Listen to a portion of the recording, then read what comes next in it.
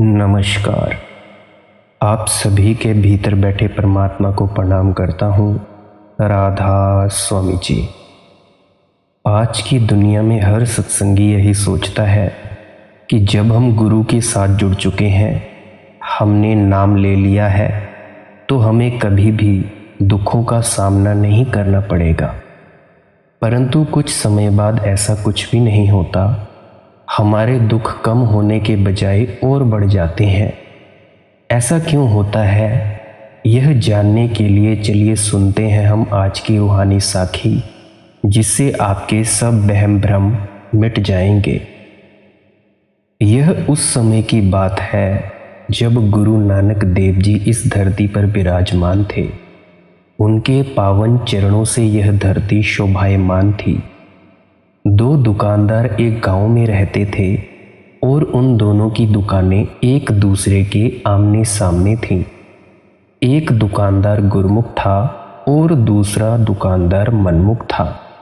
अगर आपको नहीं पता कि गुरमुख और मनमुख क्या होते हैं, तो बस शॉर्ट में इतना समझें कि गुरमुख वे होते हैं जो गुरु की आज्ञा का पालन करते हैं, और मनमुख वे होते हैं जो अपने मन की आज्ञा का पालन करते हैं। जो दुकानदार गुरमुख था वो गुरु नानक देव जी का शिष्य था। उसने गुरु साहिब जी से नाम ले रखा था। वो हर रोज़ शाम को दुकान जल्दी बंद कर लेता और गुरु नानक देव जी के दर्शनों के लिए, उनके सत्संग सुनने के लिए रोज़ उनके पास जाता था। एक दिन मनमुख ने गुरमुख से पूछा कि तुम रोज शाम को जल्दी दुकान बंद कर देते हो, बात क्या है? तुम जल्दी दुकान बंद करके क्या करते हो? कहाँ जाते हो? कहीं ऐसा तो नहीं कि तुम मेरी दुकान बंद करवाने की स्कीमें लगाए बैठे हो? तो गुरमुख ने कहा कि नहीं भाई नहीं, ऐसी कोई बात नहीं है। मैं तो बस अपने गुरु चरणों की सेवा करने के लिए, उनके दर्शन करने, उनके सत्संग सुनने के लिए उनके पास जाया करता हूँ। तुम भी मेरे साथ चला करो और उनके दर्शन करने का सौभाग्य प्राप्त करो। अगले दिन से दोनों दुकानदार जल्दी दुकान बंद करने लगे। परंतु जहाँ पर गुरु नानक देव जी सत्संग फरमाया करते थे, उस रास्ते के बीच में एक जिस्म बेचने वाली औरत का घर पड़ता था। जैसे ही दोनों जा रहे थे तो मनमुख ने कहा कि भाई मुझे नहीं लगता कि तुम्हारे गुरु के पास जाने से मुझे कुछ मिलेगा। मुझे तो बस वो सुंदर स्त्री दिखाई पड़ रही है जो मुझे बुला रही है और कह रही है कि तुम्हें सारे जिंदगी के सुख दे दूंगी। मैं तो चला उस स्त्री के पास, तो वो उस जिस्म बेचने वाली के पास ही रुक गया और बुरे कर्म में संलग्न हो गया। गुरमुख फिर से सत्संग सुनने के लिए चला गया।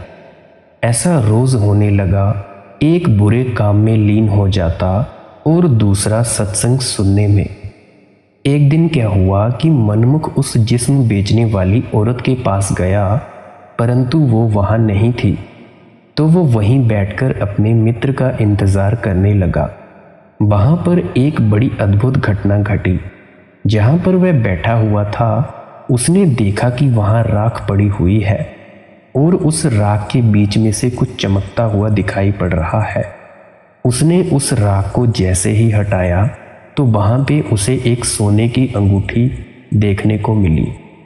वो बड़ा खुश हुआ और वो अपने मित्र को ये बात बताने को बड़ा उत्सुक हुआ। थोड़ी देर बाद गुरमुख को मनमुख ने आते हुए देखा। वो थोड़ा लंगड़ा कर चल रहा था। मनमुख ने पूछा कि मित्र क्या हुआ? गुरमुख ने अपनी व्यथा बताते हुए कहा कि एक 4 इंच का कांटा मेरे पैर में लगा और दुख की बात तो ये हुई कि वो अंदर ही टूट गया। अब मुझे भयंकर दर्द हो रहा है, वो कहने लगा। ऐसे ही मनमुख ने अपनी व्यथा सुनाई कि मुझे ये एक सोने की अंगूठी मिली है।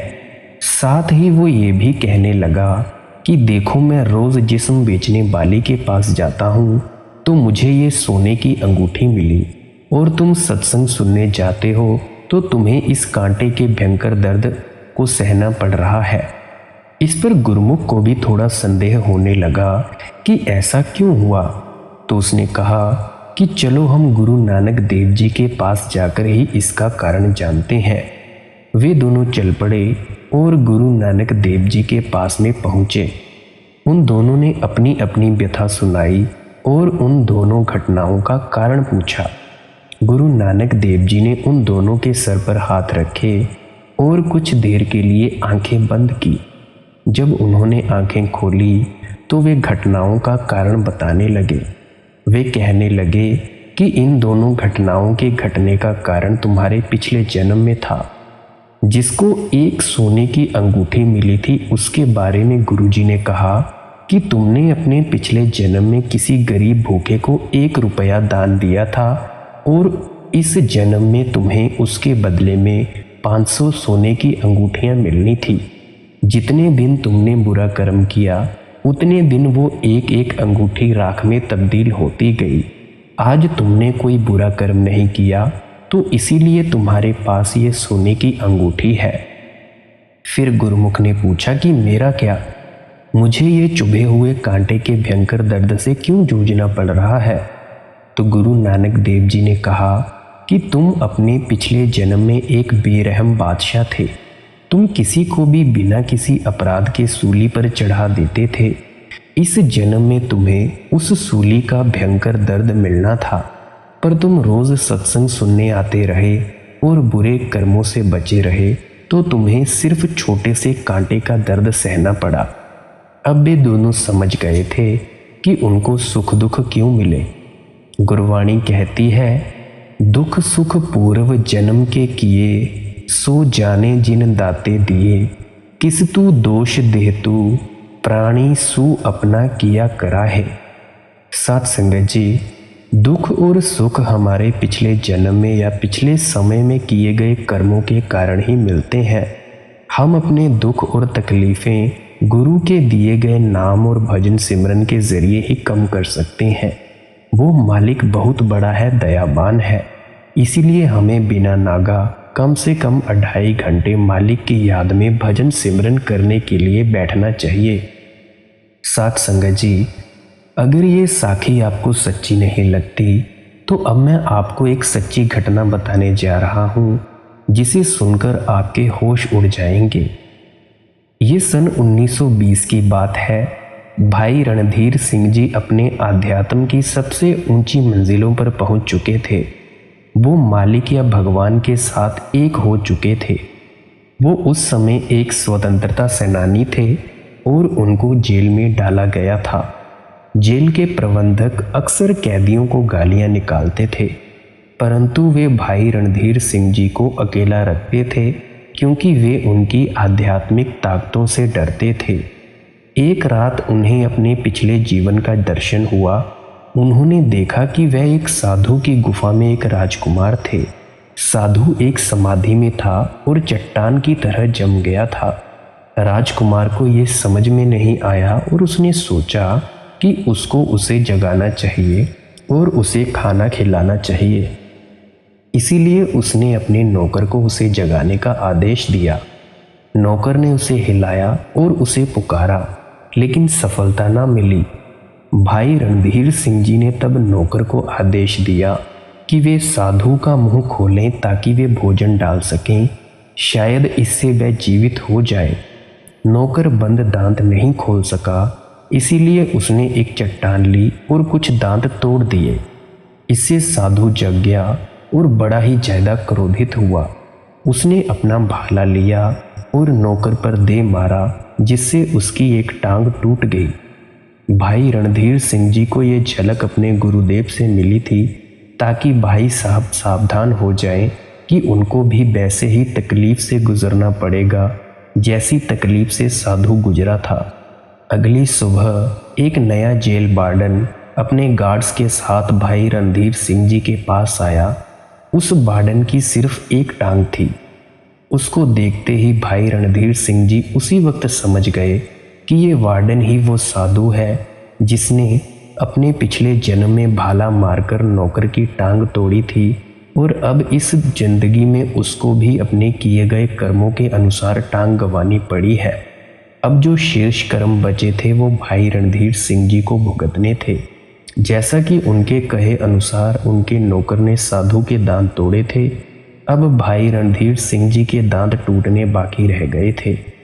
जेल वार्डन भाई रणधीर सिंह जी को यातना पहुंचाना चाहता था, तो उसने भाई साहब को मांस का सूप पिलाने का हुक्म दिया। भाई साहब शुद्ध शाकाहारी थे, तो उन्होंने वो मांस का सूप खाने से मना कर दिया, परंतु जेल के रक्षकों ने उनको पकड़ा और सूप पिलाना चाहा। तब भाई साहब समाधि में उतर गए, जिसकी वजह से उनका शरीर एक चट्टान की तरह अकड़ गया और उनका मुंह कसकर बंद हो गया। जेल वार्डन ने दांत तोड़कर सूप मुंह के अंदर डालने का हुक्म दिया और जेल के रक्षकों ने वैसा ही किया।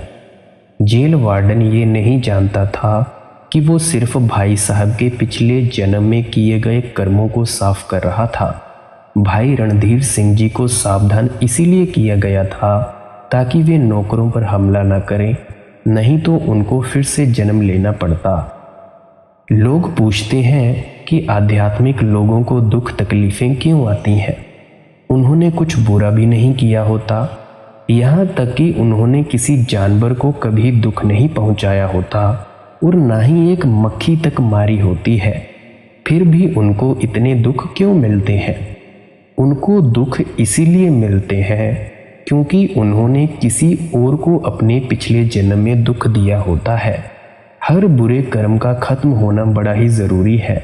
जब किसी भी आध्यात्मिक व्यक्ति के अच्छे या बुरे कर्मों का लेखा जोखा खत्म हो जाता है, केवल तब ही वो कभी दोबारा जन्म नहीं लेता और वो गुरु के चरणों में या सचखंड में हमेशा के लिए लीन हो जाता है। प्यारी साध संगत जी, मुझे आशा है कि आपने इस साखी से कुछ सीखा होगा। ऐसी ही रूहानी साखियाँ और सत्संग सुनते रहने के लिए इस चैनल को सब्सक्राइब ज़रूर करें जी। अंत में आपके अंदर बैठे परमात्मा को नमस्कार करता हूँ। राधा स्वामी जी।